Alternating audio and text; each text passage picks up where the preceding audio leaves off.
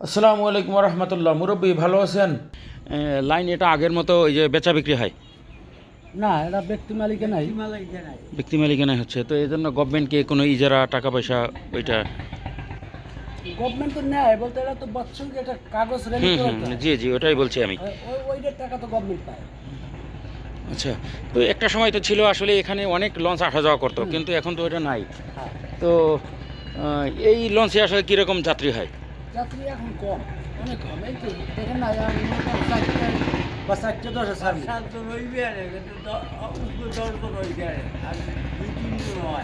তো এটা কি মানে এভরিডে পরিচালিত হয়? প্রত্যেক দিনই আসা যাওয়া করেন? সকালবেলা আসেন আবার বিকেলবেলা যান? হ্যাঁ, সকালে আসে বিকেলে যায়। এখানে তো বরগুনা থেকে কিংবা তালতলি বিভিন্ন জায়গা থেকে প্রত্যেক দিন তো প্রায় 15-16টা লঞ্চ পরিচালিত হতো। এই জায়গাটা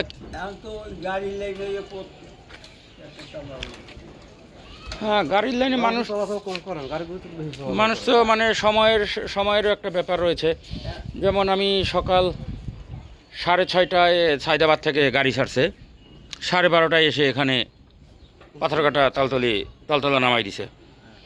তো এটা তো যদি লঞ্চে আসতাম, দেখা গেছে বরিশাল থেকে মিনিমাম আমার 10-12 ঘন্টা লেগে যেত। হ্যাঁ, আগামীকাল আসতে পারতাম। তো একটা সময় তো আসলে মানুষ ঠেকা ছিল যে আর কোনো মাধ্যম নাই, যে কারণে আসলে লঞ্চে আসা যাওয়া করতো।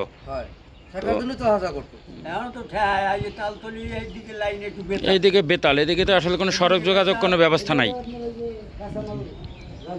আবার ওইতে আমাকে বরগুনা ওইটা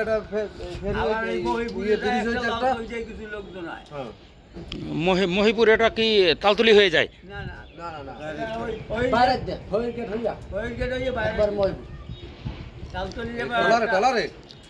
না না, ওই যে যেটা বললেন ওটা মানে ফকিরহাট ওইখানে স্টেশন ধরে।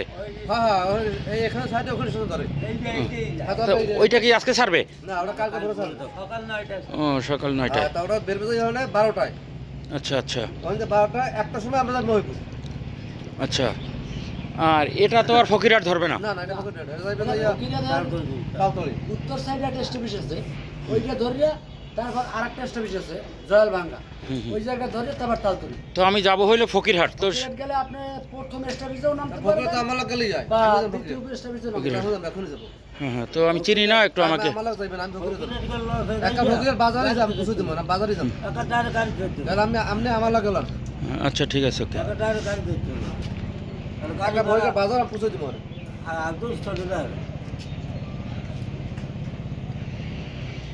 ঠিক আছে দর্শক, আমরা যেতে যেতে আমরা আপনাদেরকে নদীপথের ভ্রমণ সম্পর্কে কিংবা এই অঞ্চলের মানুষের জীবনযাপন এ সম্পর্কে আমি আপনাদেরকে ধারণা দেওয়ার চেষ্টা করব।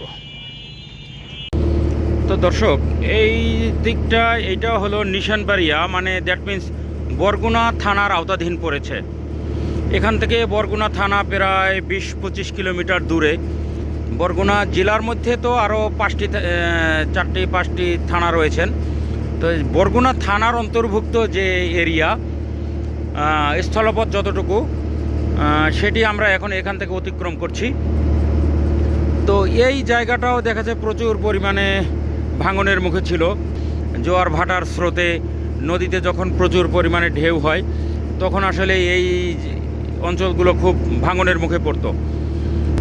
পাথরঘাটা পৌরসভা এবং পাথরঘাটা রেঞ্জ অফিস তারা যখন পাথরঘাটা শহর ভাঙন রোধে যখন তারা বৃক্ষরোপণ কর্মসূচিতে তারা যখন সাকসেস হয়েছেন, দেন বরগুনা উন্নয়ন কর্তৃপক্ষ যারা রয়েছেন তারাও আসলে তখন এ ধরনের একটা পদক্ষেপ তারা নেন, যে তারাও বেশ সফলতার মুখ দেখেন। তো দর্শক, এই অঞ্চলগুলো একদম আমি আপনাদেরকে একটু জুম করে দেখানোর চেষ্টা করব। এই অঞ্চলগুলো দেখুন দর্শক, আপনার একদম সুন্দরবনের মতো একদম অবস্থা। সুন্দরবনে গাছপালা যেরকম একদম ঘন, একদম ঠিক সুন্দরবনের আদলেই আসলে এই অঞ্চলগুলো করা হয়েছে।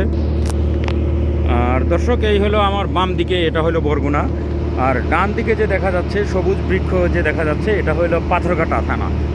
তো আমরা এখান থেকে এই যে দেখুন দর্শক, আমার ক্যামেরার মধ্যে দেখতে পাচ্ছেন সবুজ বৃক্ষরাজি, তার মাঝখানে যে ফাঁকা জায়গাটা দেখতে পাচ্ছেন, এখান থেকে আমরা বের হয়ে আমরা সাগরের মোহনা পাড়ি দিয়ে যাব। যে এদিক থেকে সাগর এখান থেকেই স্টার্ট,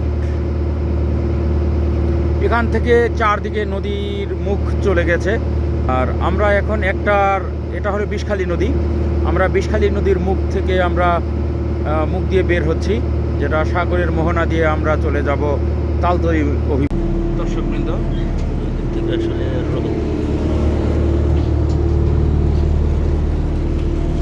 তো এই যে যাবার পথে ভদ্রলোক, তা আসলে যেহেতু বাক প্রতিবন্ধী তো কথা বলতে পারে না, তো সেই হিসাবে দেখেই আসলে আমার একটু আসলে তো মায়া হলো। তো আমি আমার আত্মীয় স্বজন এদের জন্য কিছু আসলে শীতের কাপড় চোপড় নিয়ে যাচ্ছিলাম। তো এখান থেকে এই ভদ্রলোককে আমি কিছু দিলাম, যেহেতু সারাক্ষণ রাত বিরাত নদীর মধ্যে থাকে, তো সেই জন্য যাতে শীত থেকে নিজেকে সেভ করতে পারে, তো সে ভেবেই আসলে একে আমি শীতের কাপড় চোপড়গুলো দিলাম।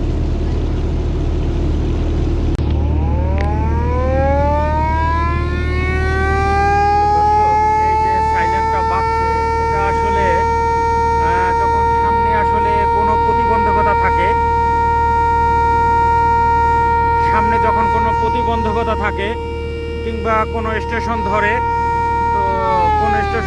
তখন আসলে এই সাইরেনটি তারা বাজিয়ে থাকেন, জাস্ট তাদেরকে সতর্ক করার জন্য। দর্শক, শীতের বিকেল, বেশ হাস্য রৌদ্রোজ্জ্বল একটা পরিবেশ। সূর্য অস্তমিত অবস্থায় সূর্য পশ্চিম আকাশে ঢেলে পড়েছে। তো দর্শক, আমরা সাগরের মোহনা আমরা জাস্ট প্রবেশ করছি। বাম দিকে এদিকে দেখা যাচ্ছে, এটা হলো বরগুনার সাইড, বরগুনা থানার অন্তর্ভুক্ত।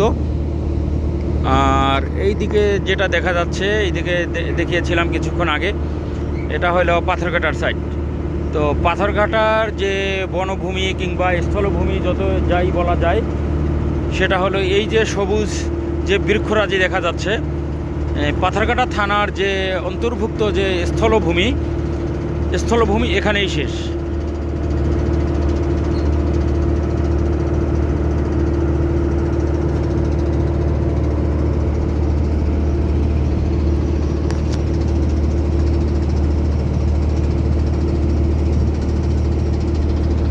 তো দর্শক, এখানে যে ছোট্ট ইঞ্জিন চালিত একটি বোট আসছে, উনি হয়তোবা কিছু একটা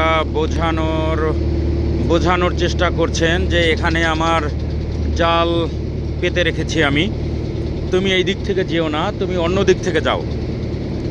তো উনি এই বোট যিনি পরিচালনা করছেন, উনি ইশারা করে আমাদের এই জাহাজ যিনি পরিচালনা করছেন, ওনাকে তিনি এটাই বার্তা দেওয়ার চেষ্টা করেছেন যে এখানে আমি জাল পেতে রেখেছি ইলিশ মাছ ধরার জন্য, তোমার যাওয়ার জন্য আমি সরু একটু জায়গা রেখে দিয়েছি।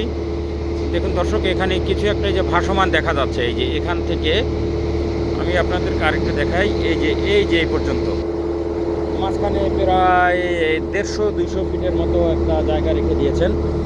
এই জায়গা থেকে যত ইঞ্জিন চালিত বোট আসা যাওয়া করবে, এই জায়গা থেকেই তারা আসা যাওয়া করবে, যে তুমি যেন কোনোভাবেই তুমি আমার জালের উপরে উঠে না যাও।